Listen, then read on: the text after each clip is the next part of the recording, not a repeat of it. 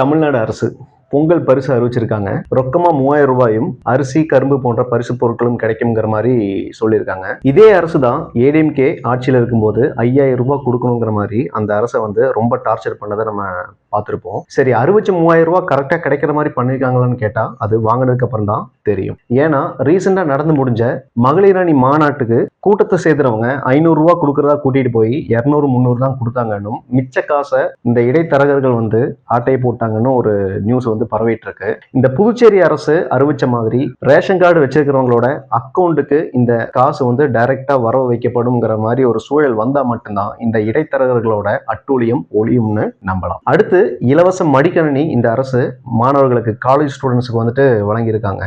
இதன் மூலமா சுமார் 10 லட்சம் மாணவர்கள் பயனடைவாங்கிற மாதிரி சொல்லியிருக்காங்க. இந்த திட்டத்தை ஏதோ இவங்களே கண்டுபிடிச்ச மாதிரி முதல்வருக்கு மாணவர்கள் மேல எவ்வளவு அக்கறைன்னு பாத்தீங்களா, அவங்களோட படிப்பு மேல எத்தனை அக்கறை இருக்குன்னு பாத்தீங்களாங்கிற மாதிரி திமுக அரசோட அமைச்சர்கள் சிலாகிச்சிட்டு இருக்காங்க. ஒரு உண்மை சொல்லணும் அப்படின்னா இந்த திட்டத்தை ஃபர்ஸ்ட் அறிமுகப்படுத்தினது மறைந்த முன்னாள் முதல்வர் ஜெயலலிதா அம்மையார் அவர்கள் தான். 2011 இந்த திட்டத்தை அறிவிச்சிட்டாங்க. இதன் மூலமா 68 லட்சம் மாணவர்கள் பயனடைவாங்கிற மாதிரி அப்ப சொல்லியிருந்தாங்க. முதல் கட்டமா, அதாவது ஆட்சி ஆரம்பிச்சு ஃபர்ஸ்ட் 1 இயர்க்குள்ளேயே பாத்தீங்கன்னா 10 லட்சம் லேப்டாப் கொடுத்ததுக்கு அப்புறம் அடுத்த 4 வருஷத்துல மிச்சம் இருக்கிற மாணவர்களுக்கு எல்லா மடிக்கணினியும் கரெக்டாக சேருங்கிற மாதிரி அவங்க சொல்லி அதை நிறைவேற்றியும் காமிச்சிருந்தாங்க. அந்த திட்டத்தோட ஒரு ஸ்பெஷாலிட்டி என்ன அப்படின்னா +1 +2 படிக்கிற ஸ்டூடெண்ட்ஸுகளுக்கும் இந்த லேப்டாப்ங்கிறது கிடைச்சது. ஆனா இந்த அரசு இந்த திட்டத்தை அறிமுகப்படுத்துறதே பாத்தீங்கன்னா கிட்டத்தட்ட 4.25 வருஷம் ஆச்சு. இந்த ஆட்சி அமைச்சு இப்பதான் இந்த மடிக்கணினி கொடுக்கிற திட்டத்தையே ஆரம்பிச்சிருக்காங்க. கேட்டா இப்பதான் நிதி நிலைமை சீராச்சுங்கிற மாதிரி கேட்கறவங்களை வாயடிச்சிருவாங்கிறதும் உண்மை. தேர்தலுக்கு வெறும் 3 மாசமே இருக்கும்போது டிஎம்கே என்னும் இந்த அரசு அரசியலை வியாபாரமா நினைச்சு ஒரு சில முதலீடுகள் செய்யறாங்க. என்னென்ன அப்படின்னா இந்த மாணவர்களுக்கு மடிக்கணினி, அரசு ஊழியர்களுக்கு ஓய்வூதிய திட்டம், பொங்கல் ரொக்கம், மகளிர் உரிமை தொகை. இந்த மகளிர் உரிமை தொகையில நிறைய தில்லாலங்கடி நடந்துச்சு.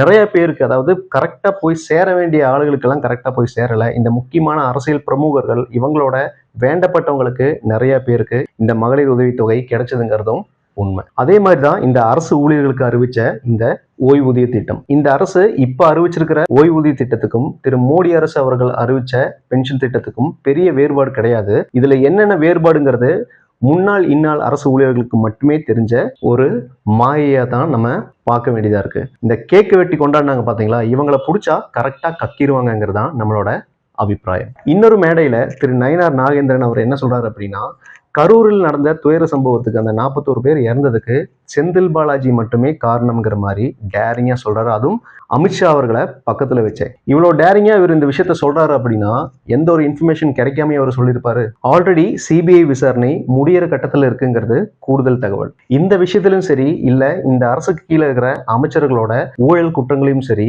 கரெக்டா எலெக்ஷன் வர்றதுக்கு முன்னாடி, அதாவது எலெக்ஷனுக்கு பிரச்சாரம் ஆரம்பிக்கிறதுக்கு முன்னாடி கரெக்டா புடிச்சு இவங்களை இந்த எலெக்ஷன் பிரச்சாரம் பண்ண விடாம பண்ணலாம்ங்கிறது தான் இந்த பிஜேபியோட மாஸ்டர் பிளானா கூட இருக்கலாம். பொதுவா இந்த லஞ்சம் ஊழல் இருந்து மக்களை காப்பாத்த இந்த உயர் அதிகாரங்கள் பயன்படும்னு பார்த்தா இந்த அரசியல்வாதிகளோட அரசியல் கேமுக்கு மட்டும்தான் இது யூஸ் ஆகுதுங்கிறது தான் உண்மை. ரீசெண்டா காங்கிரஸ்ல இருக்கிற செல்வ பெருந்தை அவர்கள் ஒரு அறிக்கை விட்டுருக்காரு. அதுல என்ன இருக்கு அப்படின்னா, முதலமைச்சர் ஸ்டாலின் அவர்கள் இந்த ஏடிஎம்கே மினிஸ்டர்ஸ் மேல இருக்கிற ஊழல் குற்றங்களை ஏன் கண்டுக்க மாட்டேங்கிறாருங்கிறத நினைக்கும் போது கொஞ்சம் வருத்தமா தான் இருக்குங்கிற மாதிரி தான் அவரு அறிக்கை விட்டுருக்காரு.